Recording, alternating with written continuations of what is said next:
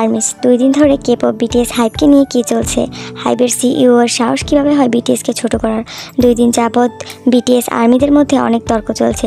সকল সোশ্যাল মিডিয়াতে বিটিএস এবং বিটিএসের ম্যানেজমেন্ট কোম্পানি হাইপ ট্রেন্ডিংয়ে রয়েছে। কারণটা হলো বিটিএসের নতুন কোম্পানি হাইবের সিইও তিনি বিটিএসকে নিয়ে এরকম কিছু বাজে মন্তব্য করেছেন যাতে আর্মিরা ক্ষিপ্ত হয়ে রয়েছে। তো চলো প্রথম থেকে জেনে নেওয়া যাক।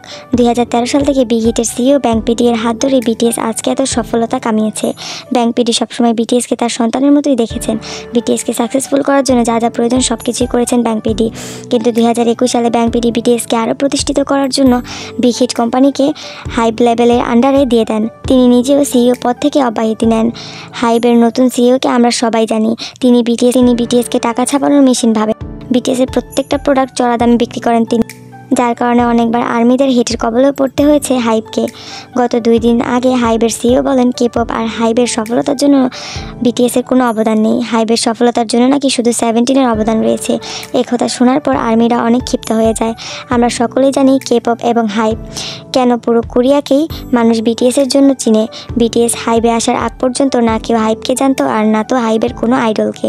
তাহলে কিভাবে হাইবের সিইও পার্ক জিওন এরকম কিছু বলতে পারেন? এতে করে তিনি বিটিএসের অবদানকে ছোট করতে পারেন না। 2 দিন ধরে আর্মিজরা হাইব এর উপর ক্ষিপ্ত হয়ে আছে। আর্মিরা বয়কট হাইব ট্রেন্ড করাচ্ছে, যার কারণে হাইবের শেয়ার মার্কেটে অনেক দ্রুত কমছে। এবার হাইব বুঝতে পারবে বিটিএস কেপপের জন্য কি চালিয়ে যায় আর্মিস আমরা পারবো। তো তোমাদের মতামতগুলো অবশ্যই কমেন্টে জানাবে।